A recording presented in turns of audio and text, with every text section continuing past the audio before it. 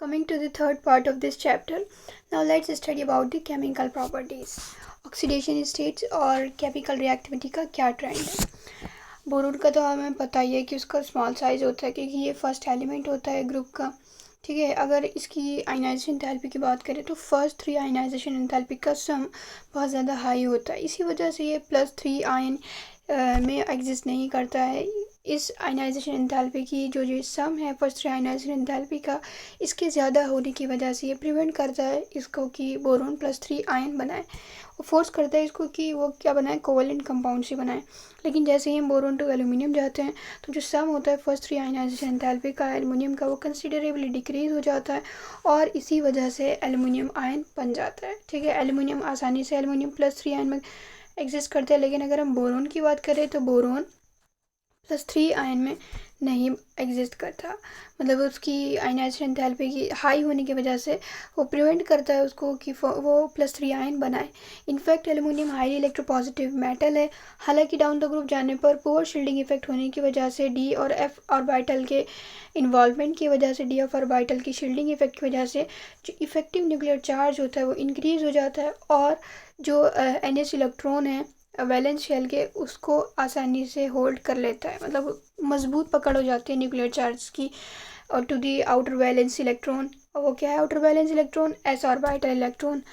अब जब nuclear charge का आउटर वैलेंस शेल इलेक्ट्रॉन पर बहुत ज़्यादा मजबूत पकड़ होगी तो उस चीज़ से क्या होगा, उसको रेस्ट्रिक्ट कर दिया जाएगा कि अब ये इलेक्ट्रॉन s ऑर्बिटल के इलेक्ट्रॉन बॉन्डिंग में पार्टिसिपेट नहीं करेंगे। ठीक है, इस इफेक्ट को कहते हैं इनर्ट पेयर इफेक्ट, जहाँ पर s ऑर्बिटल रेस्ट्रिक्ट हो जाता है, s ऑर्बिटल इलेक्ट्रॉन रेस्ट्रिक्ट हो जाते हैं to take participate in bonding. इसकी वजह से क्या होता है, सिर्फ p ऑर्बिटल इलेक्ट्रॉन ही बॉन्डिंग में पार्टिसिपेट कर पाते हैं। इनफैक्ट गैलियम, इंडियम, थैलियम के दोनों ही +1 और +3 ऑक्सीडेशन स्टेट ऑब्जर्व करी जाती है।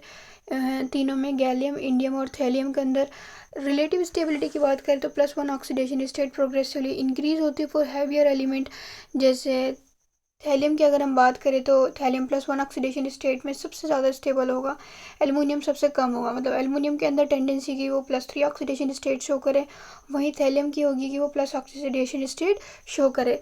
थैलियम के अंदर +1 ऑक्सीडेशन स्टेट प्रीडोमिनेंटली कैसी होती है, प्रीडोमिनेंट होती है और +3 ऑक्सीडेशन स्टेट हाईली ऑक्सीडाइजिंग होती है कैरेक्टर में। In thallium +1 oxidation state is predominant whereas +3 oxidation state. ये कह रहे हैं कि जो थैलियम के अंदर +1 ऑक्सीडेशन स्टेट होती है वो प्रीडोमिनेंट होती है, मतलब थैलियम +1 ऑक्सीडेशन स्टेट में ज़्यादा स्टेबल है। वहीं +3 ऑक्सीडेशन स्टेट की बात करें तो वो कैसी होती है, ऑक्सीडाइजिंग होती है, दूसरे को ऑक्सीडाइज कर देगी और खुद क्या हो जाएगा, +3 से +1 में आने की कोशिश करेगा। ये कंपाउंड +1 ऑक्सीडेशन स्टेट में as expected from energy consideration को अगर किया जाए कंसिडर तो क्या होगा, ये ज़्यादा आयनिक पाए जाते हैं +1 ऑक्सीडेशन स्टेट में। कौन, थैलियम, ये ज़्यादा आयनिक होते हैं than those in +3 oxidation state. ठीक है, तो ये हुई कंपैरिजन की बात। जो थैलियम है +1 ऑक्सीडेशन स्टेट में ज़्यादा आयनिक होता है than +3 oxidation state. Trivalent state के अंदर क्या होता है, जो नंबर इलेक्ट्रॉन के around the central atom, molecule के सेंट्रल एटम के अराउंड जो इलेक्ट्रॉन का नंबर है कंपाउंड के मॉलिक्यूल का, तो इन एलिमेंट में जैसे अगर हम बात करें BF3 की, ठीक है, BF3 में क्या होता है, टोटल नंबर ऑफ इलेक्ट्रॉन जब आप देखेंगे around the central molecule that is boron, it will be 6 electron. ठीक है, तो ये क्या हो रहा है, ऑक्टेट कंप्लीट नहीं हो रहा है, 2 इलेक्ट्रॉन की कमी है टू कंप्लीट द ऑक्टेट। इस तरीके के कंपाउंड्स को कहते हैं इलेक्ट्रॉन डेफिशिएंट मॉलिक्यूल। ठीक है, इस तरीके के मॉलिक्यूल को कहते हैं इलेक्ट्रॉन डेफिशिएंट मॉलिक्यूल, क्योंकि इनके अंदर टेंडेंसी होती है कि वो और इलेक्ट्रॉन के पेयर को एक्सेप्ट कर सकते हैं to achieve stable electronic configuration, और इसी वजह से बिहेव करते हैं एज लुईस एसिड।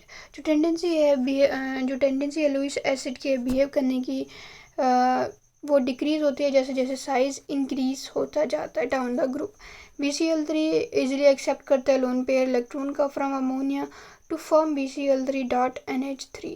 जो टेंडेंसी है लुईस एसिड के बिहेव करने की to behave as a Lewis acid, वो डिक्रीज होती जाती है विद इंक्रीज इन साइज। जैसे जैसे हम डाउन द ग्रुप जाते हैं साइज इंक्रीज होता है, और जो लुईस एसिड की टेंडेंसी है to act as a Lewis acid, वो टेंडेंसी क्या होती जाती है, डिक्रीज होती जाती है। दैट मीन्स BCl3 सबसे ज़्यादा BCl3 सबसे ज़्यादा स्ट्रॉन्ग लुईस एसिड होगा एज़ कम्पेयर टू दी, अगर हम थैलियम Cl3 की बात करें या फिर ICl3 की बात करें। ठीक है, TLI। ठीक है, तो हम बात कर रहे हैं यहाँ पर लुईस एसिड की, तो ये बात हुई लुईस एसिड की। अब बात करते हैं हम, हाँ, BCl3 क्या करता है, एक्सेप्ट करता है लोन पेयर, इलेक्ट्रॉन के लोन पेयर को अमोनिया से, जिससे क्या बनता है BCl3.NH3। प्लेनर से क्या बन जाता है, टेट्राहेड्रल बन जाता है। AlCl3 अचीव करता है स्टेबिलिटी को by forming a dimer. AlCl3 achieve stability by forming a dimer. AlCl3 stability attain करता है डाइमर फॉर्म करके। अगर इसकी ज्योमेट्री की बात करें तो टेट्राहेड्रल ज्योमेट्री शो करता है। ट्राइवेलेंट स्टेट के अंदर ये कंपाउंड जितने भी होते हैं ज़्यादातर कोवेलेंट होते हैं और वाटर के अंदर आसानी से हाइड्रोलाइज हो जाते हैं, क्योंकि जो कंपाउंड कोवेलेंट होते हैं उनके अंदर टेंडेंसी होती है टू हाइड्रोलाइज। ठीक है, एग्जाम्पल की बात करें ट्राइक्लोराइड्स की, और कोवेलेंट मतलब एक ये जो है ट्राइवेलेंट स्टेट में, कि सबसे जो कंपाउंड्स होते हैं वो कोवेलेंट होने की वजह से हाइड्रोलाइज हो जाते हैं। तो हाइड्रोलाइसिस के लिए डी ऑर्बिटल का मतलब खाली ऑर्बिटल का भी होना ज़रूरी है। अगर खाली ऑर्बिटल नहीं होगा तो हाइड्रोलाइसिस नहीं होगी। ठीक है, तो ऐसा नहीं है कि कोवेलेंट कंपाउंड सभी कोवेलेंट कंपाउंड हाइड्रोलाइसिस हो जाएंगे, बल्कि ऑर्बिटल का खाली होना भी ज़रूरी है हाइड्रोलाइसिस के लिए। जैसे एग्जाम्पल की बात करें हम ट्राइक्लोराइड्स की, तो हाइड्रोलाइसिस करने पर क्या होती है, टेट्राहेड्रल MOH का ओवर 4 निगेटिव स्पीशीज़ का फॉर्मेशन करते हैं। हाइब्रिडाइजेशन स्टेट इन एलिमेंट की क्या होती है, sp3 होती है। Aluminium chloride acidified aqueous solution होता है, जो क्या बना लेता है, ऑक्टाहेड्रल आयन बनाता है। Aluminium chloride acidified aqueous solution के अंदर क्या बना लेता है, ऑक्टाहेड्रल आयन बना लेता है। इस कॉम्प्लेक्स आयन में 3d ऑर्बिटल एल्युमिनियम का इन्वॉल्व होता है। और हाइब्रिडाइजेशन स्टेट की बात करें तो होता है sp3d2, आउटर ऑर्बिटल का इस्तेमाल होगा इसमें। ठीक है, अब बात करते हैं हम प्रॉब्लम 11.1 में। तो ये क्या है, स्टैंडर्ड इलेक्ट्रोड पोटेंशियल SRP जो दे रखा है आपको, एल्युमिनियम+3 आयन जब एल्युमिनियम में जाता है तो इसका SRP दे रखा है माइनस के 1.66 वोल्ट। वही थैलियम+3 आयन की बात करें, जब थैलियम+3 आयन जा रहा है थैलियम के अंदर तो प्लस के 1.26। ठीक है, तो हमें बताना है कि प्रिडिक्ट करिए कि M+3 आयन के फॉर्मेशन के सॉल्यूशन में, और कंपेयर करें इलेक्ट्रोपॉजिटिव कैरेक्टर दोनों मेटल्स का। ठीक है, तो हम जब देखते हैं तो एल्युमिनियम+3 एल्युमिनियम में जा रहा है, इसका SRP है -1.66। ओके, दैट मीन्स इसका रिडक्शन आसान नहीं है। इसके अंदर टेंडेंसी है एल्युमिनियम की कि वो कहाँ पर रहे, एल्युमिनियम+3 आयन के अंदर है। वहीं हम बात करें थैलियम+3 आयन से, जब ये थैलियम का रिडक्शन हो रहा है तो positive 1.26, that means positive aspect है इसका कि ये आसानी से रिड्यूस हो सकता है। तो थैलियम+3 आयन आसानी से थैलियम में चल जाएगा। तो बात कर रहे थे कि कौन रहेगा सॉल्यूशन में, तो ऑब्वियसली एल्युमिनियम रहेगा।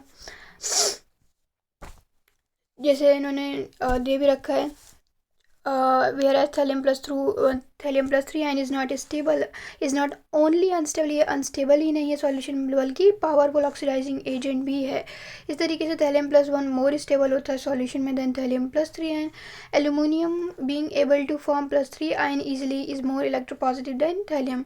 एल्यूमिनियम आसानी से +3 आयन का फॉर्मेशन कर लेगा और इसी वजह से क्या होता है, ज़्यादा इलेक्ट्रोपॉजिटिव होता है देन थैलियम। बात करते हैं रिएक्टिविटी टुवर्ड्स एयर, एयर के रेस्पेक्ट में कैसे रिएक्टिविटी होती है।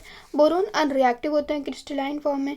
एल्युमिनियम की बात करें तो एक ऑक्साइड लेयर की फॉर्मेशन हो जाती है उसकी सरफेस पे, जो इस मेटल को प्रोटेक्ट करती है फ्रॉम फर्दर अटैक। ठीक है, एल्युमिनियम की बात करें तो ऑक्साइड लेयर आ जाती है इसके ऊपर जो मेटल को फर्दर अटैक से बचाती है। अमॉर्फस बोरोन और एल्युमिनियम मेटल हीट करने पर क्या देते हैं, B2O3 और Al2O3 ऑक्साइड का फॉर्मेशन कर लेते हैं। अमॉर्फस बोरोन और एल्युमिनियम जब इसको हीट में एयर में हीट किया जाता है। वहीं डाई नाइट्रोजन की बात करें, with die nitrogen at high temperature ये क्या बना लेते हैं, नाइट्राइड बना लेते हैं। With die nitrogen at high temperature they form nitride. ठीक है, ये बात हुई डाई नाइट्रोजन के साथ। डाई नाइट्रोजन के साथ क्या होगा, हाई टेम्परेचर की ज़रूरत है। इनके साथ क्या होता है, ट्रिपल बॉन्ड होता है, आसानी से नहीं टूटे, तो इसके लिए चाहिए हाई टेम्परेचर। जो नेचर है ऑक्साइड का वो वेरी करता है। ये आप देख सकते हैं कि जैसे हमने कोई मेटल ले लिया उसके ऑक्सीजन के साथ कराई तो क्या बनेगा, E2O3, जहाँ पर E क्या है, कोई भी एलिमेंट है इस ग्रुप का, बोरोन ग्रुप का। E+N2 क्या बना लेगा, En बना लेगा, नाइट्राइड बना लेगा। नेचर जो है इन ऑक्साइड का भवरी करता है डाउन द ग्रुप जाने पर। जैसे बोरोन ट्राईऑक्साइड की बात करें तो एसिडिक होता है और बेसिक मेटालिक ऑक्साइड के साथ रिएक्ट कर कर मेटल बोरेट्स बना लेता है। एल्युमिनियम और गैलियम ऑक्साइड एम्फोटेरिक होते हैं। Aluminium and gallium oxide are amphoteric. Aluminium के और गैलियम के ऑक्साइड कैसे होते हैं, एम्फोटेरिक होते हैं। वहीं इंडियम और थैलियम के कैसे होते हैं, बेसिक होते हैं। बात करते हैं reactivity towards acid and alkali. तो बोरोन एसिड और एल्कलीज के साथ रिएक्ट नहीं करता है अगर हम मॉडरेट टेम्परेचर की बात करें, लेकिन एल्युमिनियम मिनरल एसिड में डिज़ोल्व हो जाता है और एक्वस एल्कलीज में भी। तो इससे क्या पता चल रहा है कि एल्युमिनियम एसिड के साथ एज वेल एज बेस के साथ रिएक्शन कर रहा है। That means it shows amphoteric character.